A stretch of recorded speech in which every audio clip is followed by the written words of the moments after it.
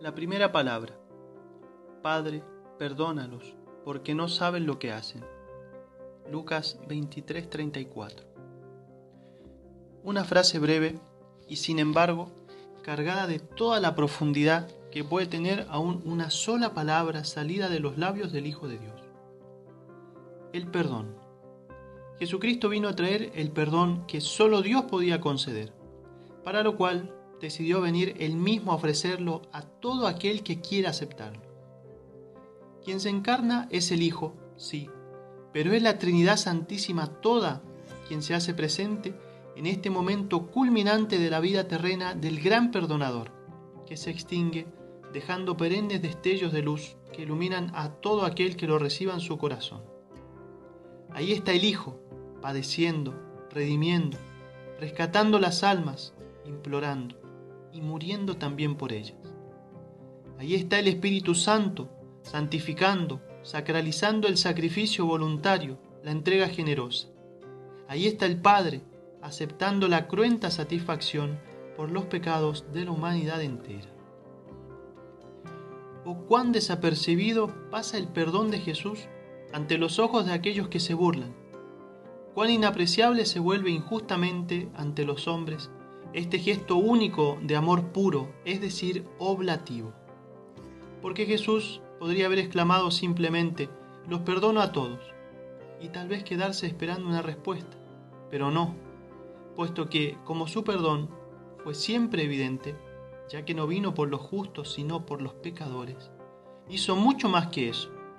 Suplicó en favor de todos los hombres el perdón del Padre Eterno. Padre, perdónalos, porque no saben lo que hacen. Es como si hubiese dicho: Padre mío, yo ya los he perdonado, por favor te pido que también tú los perdones. ¿Cómo no iba a perdonar aquel que defendió a la pecadora arrepentida, asegurándole que él, Señor y Mesías, tampoco la condenaba? El amor de Jesús no sabe de límites, y no conforme con perdonar hasta la crueldad, hasta la sangre y hasta la muerte misma, dedica los últimos momentos de su paso redentor por este mundo a rogar por quienes lo han entregado a la muerte. Padre, perdónalos. Jesús no quiso quedarse esperando una respuesta, sino que ha ofrecido un sacrificio que exige una respuesta. Por eso afirma acertadísimamente Monseñor Fulton Sheen que ante el crucifijo no cabe la indiferencia, o se lo acepta o se lo rechaza. Un alma que no es capaz de perdonar lleva consigo la ponzoñosa mancha del rencor. Un cristiano que no perdona profesa un cristianismo mutilado. ¿Me cuesta perdonar? Pues mirando a Jesucristo crucificado es menos difícil. He aquí que Jesús nos muestra sus 70 veces 7, perdonando e implorando perdón para los culpables, aún en medio de sus terribles y acerbos tormentos. ¿Quién no es culpable? ¿Quién no ha sido concebido bajo el sello del pecado entre las criaturas? Solo María Santísima, que contempla con fortaleza inefable a aquel que tomó la sangre de sus purísimas entrañas para verterla toda sobre el madero y sobre las almas, derramando junto con ellas su perdón y el que suplica al Padre Celestial. Nadie puede eximirse de esta plegaria amorosa. Nadie puede afirmar que el Salvador no rezó por él, puesto que Jesucristo se entregó por todas y cada una de las almas. Por lo tanto, nada más cierto que estas palabras saliendo del divino inocente, traspasado y penetrando con estruendo en las mismas entrañas de los cielos e intercediendo por mi eterna salvación. Oración.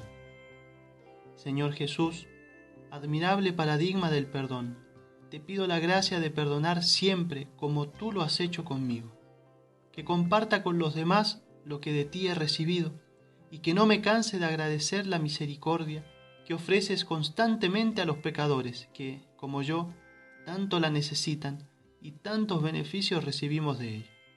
Tú que vives y reinas por los siglos de los siglos. Amén.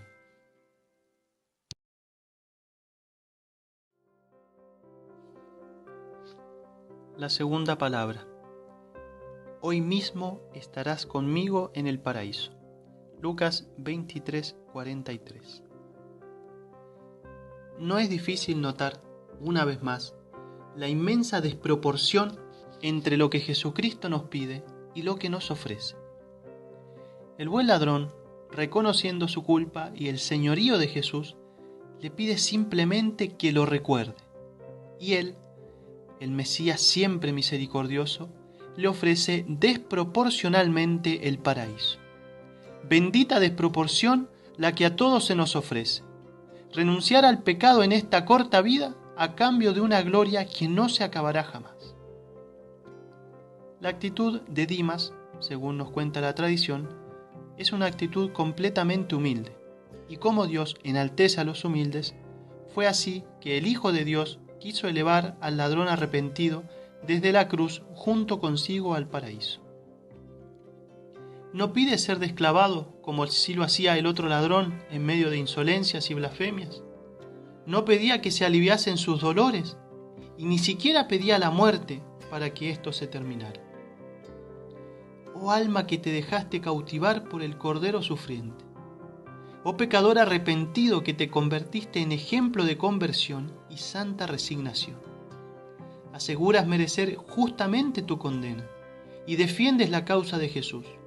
Reprochas al impío buscando la compunción de su corazón y le pides a aquel que vendrá con su reino simplemente que se acuerde de ti.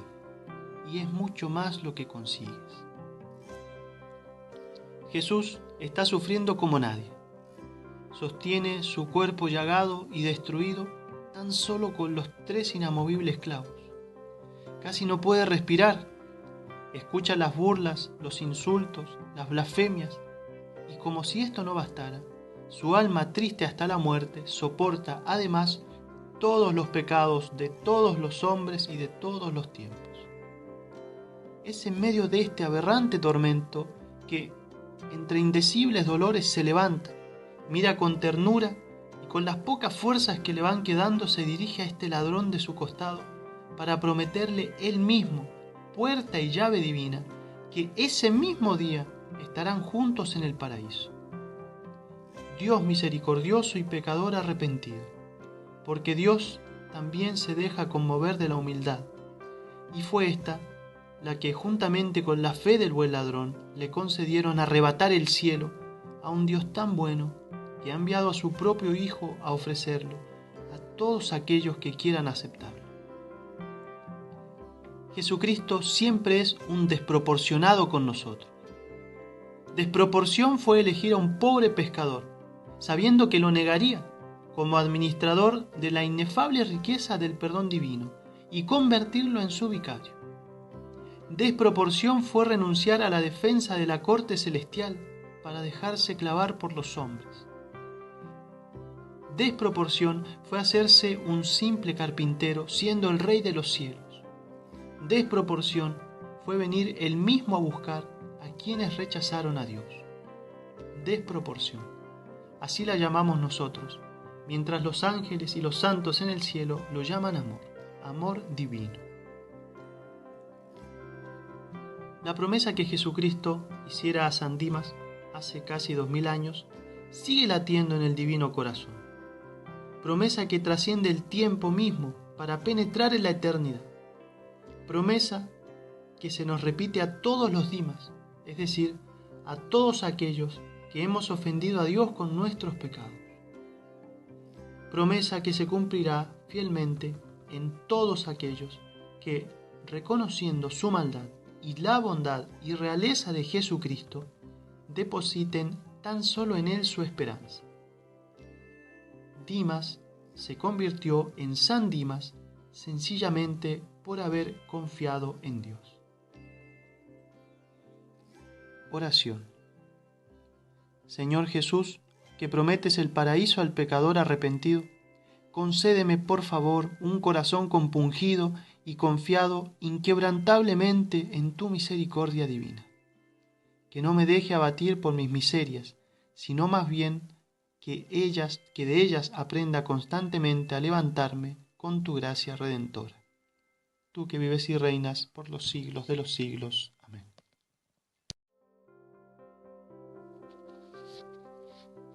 La tercera palabra. Mujer, ahí tienes a tu hijo. Hijo, ahí tienes a tu madre. Juan 19, 26 al 27. Si mal no recuerdo, es Monseñor Fulton Sheen quien dice que Jesús, cuando ya no le quedaba nada más para darnos, nos dio a María, su madre. Jesucristo ya nos había dado sus deseos, puesto que deseaba ardientemente comer la Pascua y convertirse Él mismo en nuestra Pascua. Ya nos había dado su amor, firmado con 3 clavos, ya nos daba su vida terrena, que estaba a punto de extinguirse. Nos había dado sus palabras de vida eterna, sus milagros para confirmar su misión, su ejemplo para que sigamos sus huellas, su cansancio, sus fatigas y trabajos, e inclusive su propia sangre y su perdón. ¿Qué más podía darnos este divino sufriente? Pues una sola cosa le quedaba, ilícitamente, pero hasta de ello quiso desprenderse y dárnoslo como cosa propia. Es así que nos quiso regalar a su propia madre como madre nuestra. Oh santísima ofrenda, cuando todas las mujeres de Israel soñaban con dar a luz al Mesías anunciado, la Virgen María, en cambio, acepta tiernamente desprenderse de su amado Hijo y hacerse madre de la humanidad entera redimida por Él, haciéndose así corredentora en esta noble empresa. Oh bendito dechado del amor, desprendido hasta de aquella que fielmente te acompañó desde que entraste en este mundo hasta que saliste de él, aunque para regresar para siempre. Qué doloroso y amante desprendimiento el de Jesucristo, impronta del amor más puro, pues todo verdadero amor implica renuncia. Y Cristo mismo quiso asumir esta renuncia, inclusive hasta regalarnos a María. Y el fruto de este amor del Hijo de Dios es que propiamente no pierde a su madre, sino que la llena de hijos, extendiendo su tierna maternidad a toda la creación. Ahí tienes a tu madre. ¿Qué me dicen estas palabras? Que el Hijo eterno del Padre, desde toda la eternidad, se eligió para sí a la criatura más perfecta de todas, la más humilde y santa de las mujeres, y la hizo su madre. Pero como su bondad divina nunca se conforma con dar mucho, nos lo dio todo. Y es así que quiso hacernos hijos también de esta Virgen Inmaculada, por la cual ha venido la salvación del mundo. También dicen estas palabras que es imposible que el hombre esté huérfano en esta tierra, pues tiene una buena madre que lo acompaña siempre en su peregrinar hacia la eternidad. Que quien desespera lo hace por no ir a abrazar a la Madre del Cielo, que al igual que su Hijo espera pacientemente a sus hijos pródigos, con los brazos abiertos para presentarlos ante el Padre Eterno. Que desde aquel momento se han creado lazos imborrables entre María Santísima y cada uno de sus hijos, pero con una relación de maternidad y filiación del todo particular.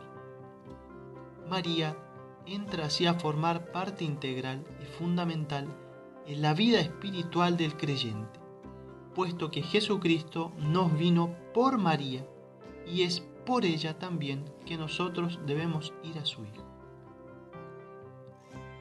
María Santísima nos fue dada por madre y nosotros le fuimos dados por hijos. ¿Cómo no querer ser cada día menos indignos de tan pura Madre Celestial?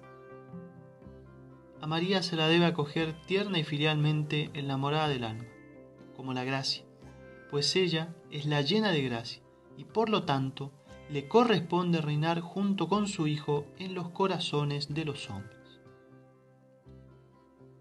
Oración. Oh María Santísima, Madre de los dolores, Señora de los cielos y Reina de las almas, recibe sobre tus tiernos brazos a este pobre hijo tuyo pecador, que, arrepentido de sus muchos pecados, se abandona a tu siempre maternal protección, suplicando a tu purísimo corazón que lo conduzca siempre por los caminos del Padre. Virgen Santísima, por la sangre de tu Hijo, que tomó de tus entrañas para convertirse en el garante de mi alma, te suplico que jamás me dejes, ni me dejes que te deje. Por Jesucristo nuestro Señor. Amén.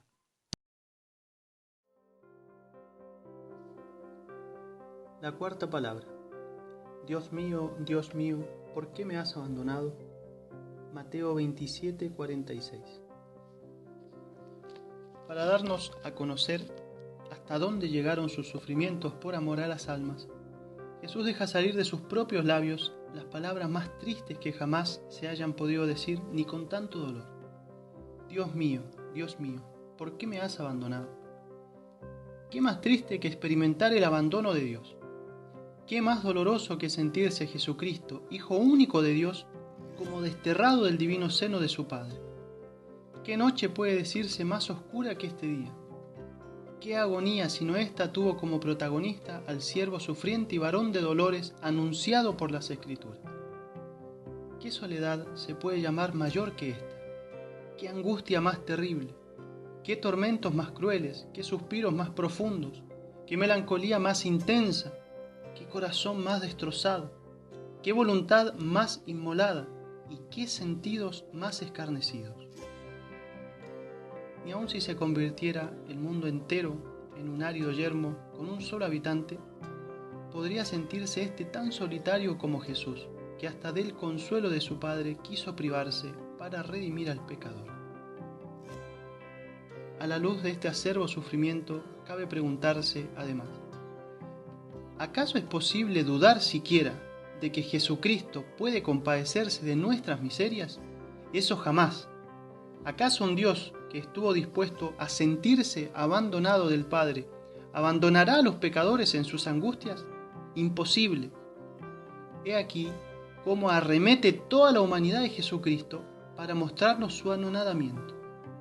He aquí cómo el Verbo eterno se humilló por amor, al punto de experimentar la sola humanidad, débil aunque paciente, que ante el sacrificio más doloroso de la historia, deja escapar esta triste exclamación que fue a la vez tan profunda, pues penetró en la creación entera, que el mismo cielo quiso cubrir con un lúgubre manto de nubes.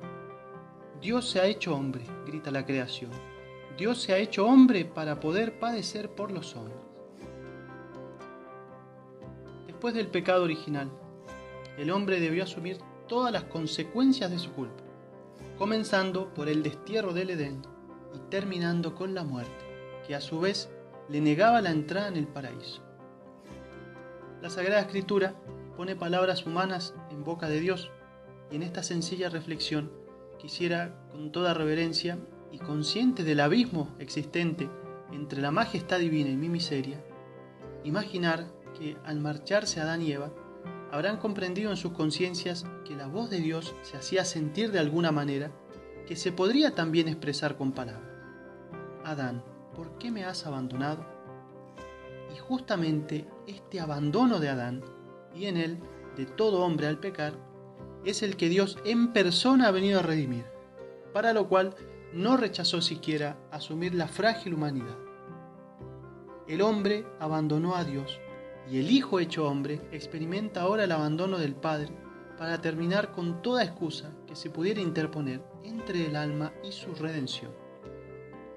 El Hijo de Dios experimentó por nuestra causa el abandono, y a nosotros nos corresponde imitar el ejemplo de este segundo Adán, que siempre caminó bajo la tierna mirada del Padre, a la luz de sus preceptos, y no hacer en cambio como el primero, que abandonó a Dios mediante el pecado. Dios mío, dice Jesús, para manifestar su total humillación, puesto que deja hablar a su agonizante humanidad, pero siempre confiando en el Padre. Por eso no le habla en tercera persona, sino como quien sabe que el Padre vela por él aún entre la oscuridad. Le habla directamente, como quien sabe que es escuchado. Oración.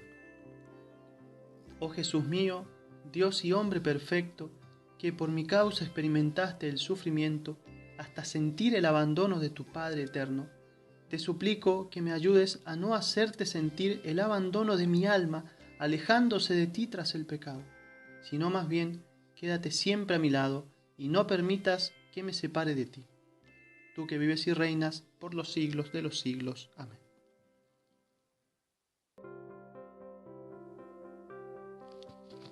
La quinta palabra, tengo sed. Juan 19:28.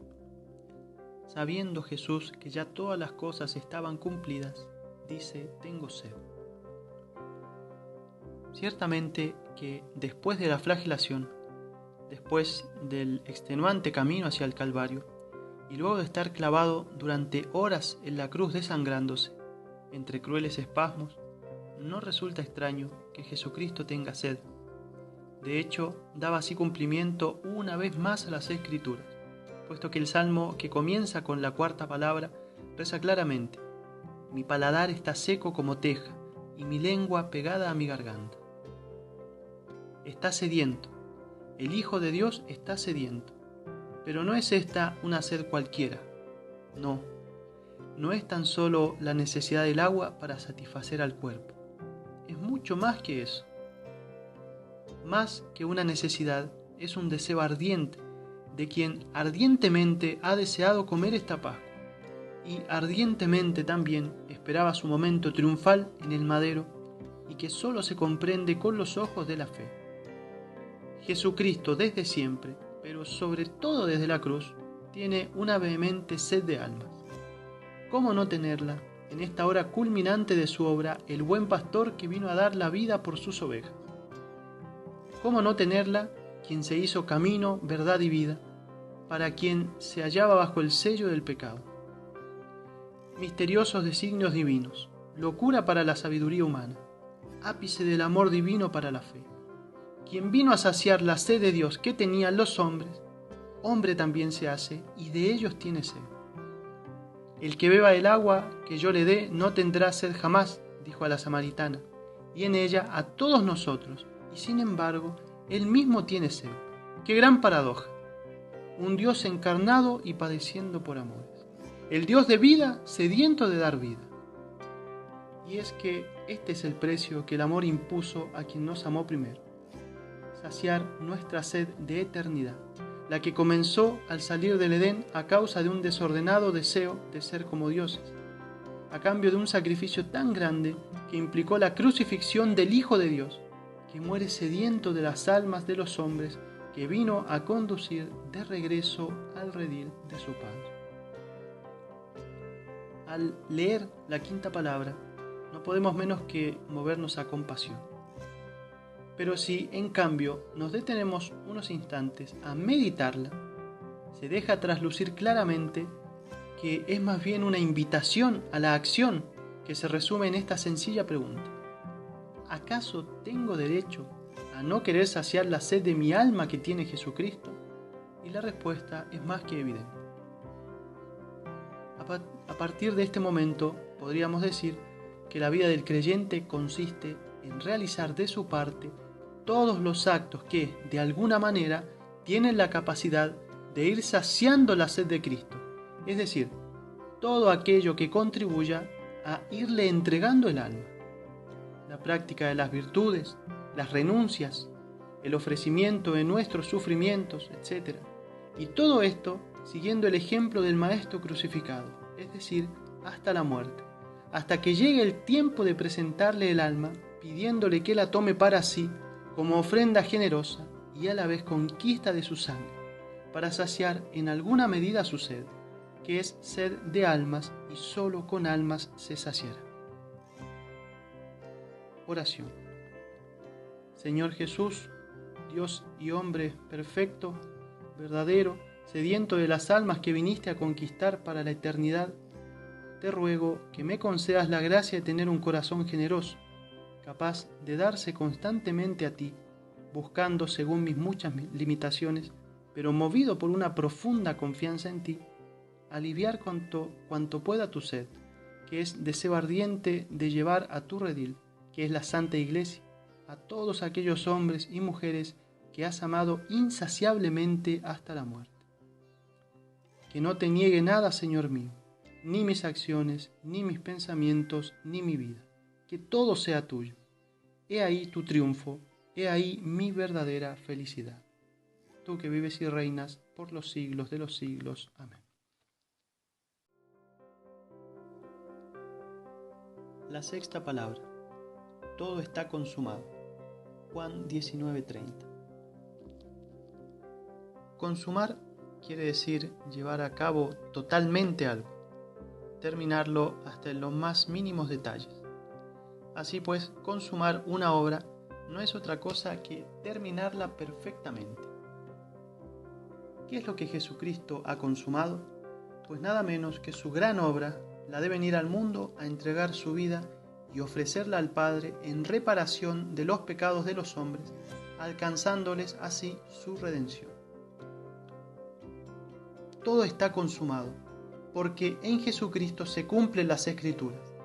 Él es el siervo sufriente que, por su obediencia al Padre, se ha convertido en el defensor vivo del hombre, porque ha venido a morir, pero para resucitar y ofrecer resurrección.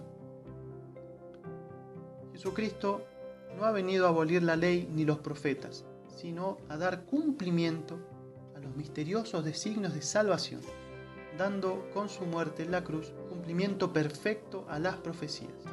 Pues, ¿acaso no era necesario que el Cristo padeciera eso para entrar así en su gloria?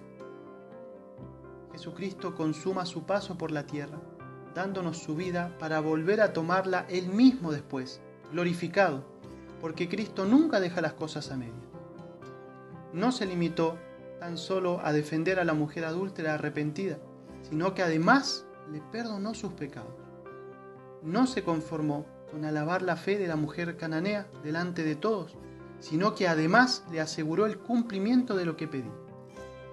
No restringió la salvación tan solo al pueblo elegido, sino que la extendió a todos los hombres que quieran abrazar. Y ahora, en sus últimos momentos de vida mortal, nos manifiesta claramente que no le bastó con el Tabor, sino que quiso llegar hasta el Gólgota para desde allí atraer a todos hacia él. Es llamativo encontrar aquí estas palabras con que Jesús se dirige al Padre, ofreciéndole toda su obra en favor de las almas, y no, por ejemplo, en la ascensión. ¿Por qué? ¿Acaso nos falta aún la resurrección y la segunda venida? ¿Cómo es posible que todo esté consumado en el momento en que se va extinguiendo poco a poco la vida terrena del Cordero de Dios? Y la respuesta es sencillamente que justamente en ese mismo momento Jesús comenzaba su triunfo. Porque la victoria de Jesús está latente en la cruz, donde venció la muerte muriendo, y junto con ella al pecado, para enseñarnos que también nuestra vida no podrá jamás decirse triunfante sobre el pecado, sino es en la cruz que manifiesta su entrega total, absoluta, es decir, que allí y solo allí realmente todo está consumado. De la misma manera que no hubiese habido Pascua sin el Cordero Pascual, tampoco hubiese habido redención sin el sacrificio del Cordero de Dios que quita los pecados del mundo y da la vida eterna a sus ovejas. Pero esta vida eterna debía ser conquistada mediante este misterioso holocausto llevado a cabo en el Gólgota y sobre el altar santo de la cruz, donde la víctima perfecta se ofrece plenamente hasta consumirse en ese amor del Padre que tanto amó al mundo. El sacrificio requería un ministro, y este fue el sacerdote eterno. Exigía una víctima, y esta fue el mismo Cordero de Dios. Necesitaba fuego, y este fue el fuego del amor divino. Y finalmente, la ofrenda debía consumirse perfectamente, y esta fue la vida del Hijo de Dios que se extingue lentamente perfumando eternidad. Nada más le falta, todo está consumado. Oración. Oh Jesús mío, Cordero de Dios sin mancha, concédeme la gracia de consumar mi vida a tu servicio.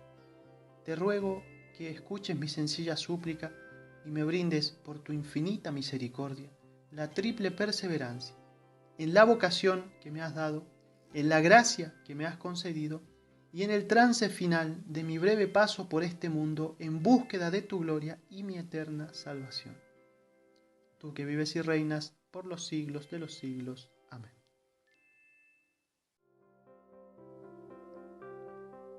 La séptima palabra. Padre, en tus manos encomiendo mi espíritu. Lucas 23:46. Las primeras palabras que Jesucristo declamó en la cruz fueron dirigidas al Padre en favor de los hombres. Estas últimas también se dirigen al Padre, pero esta vez para poner en sus manos la obra que acaba de consumar, entregando hasta el último hálito de vida, cerrando así esta especie de testamento ejemplar que se pronunció con palabras humanas, pero se escribió con la sangre divina del Hijo y fue sellada con la aceptación benévola del Padre.